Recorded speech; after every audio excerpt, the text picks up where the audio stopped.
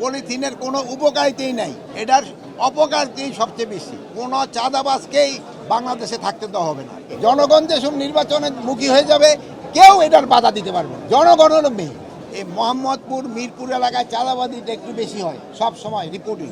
আমরা এখানে আজকে আসার উদ্দেশ্য ছিল হলো দুটা জিনিস দেখা। দেশে পানি বেড়ে যাচ্ছে এবং বৃষ্টিপাতে প্রচুর বৃষ্টিপাত হওয়ায় শাক সবজি অনেক কিছু নষ্ট হয়ে গেছে। এই জন্য বাজারে কিন্তু একটুখানি শাক সবজির দাম একটু বেড়ে গেছে। কিন্তু ওদিক দিয়ে আবার আলু, আমাদের স্টোরে প্রচুর আলু পড়ে রয়েছে, কিন্তু অত লোকজনে কিন্তু পাচ্ছে না। কৃষকেরা আলুর দামও পাচ্ছে না। এখানে দেখেন কারণ বাজার থেকে এখানে একটা আলু 1 কেজি দামে 4 টাকা ডিফারেন্স, 6 টাকা ডিফারেন্স।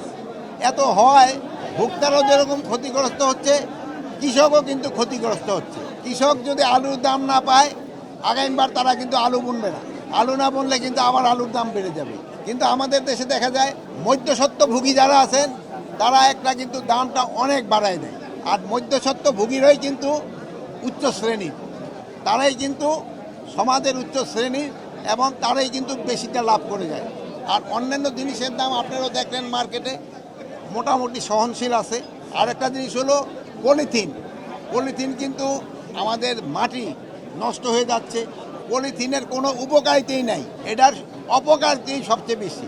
আর আমরা যদি এই পলিথিনটা বন্ধ করতে পারি, আমাদের পাটের ব্যাগ যদি আমরা ব্যবহার করতে পারি, যেহেতু একসময় আমাদের কিন্তু পাটের একটা বিরাট চাহিদা ছিল, এখন কৃষকরা কিন্তু পাটের ওরকম দাম পায় না।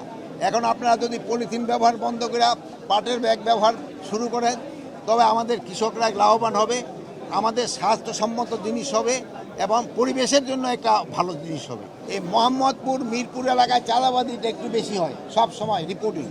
এটা চাঁদাবাদিটা কিভাবে কন্ট্রোলের ভিতরে আনতে হবে, কোনো চাঁদাবাজকেই বাংলাদেশে থাকতে দেওয়া হবে না। চাঁদাবাদীদের ছাই বাংলাদেশে হবে না। এটা যে যত বড় চাঁদাবাজি হোক না কেন, তারে আমরা আইনের আওতায় নিয়ে আসবো।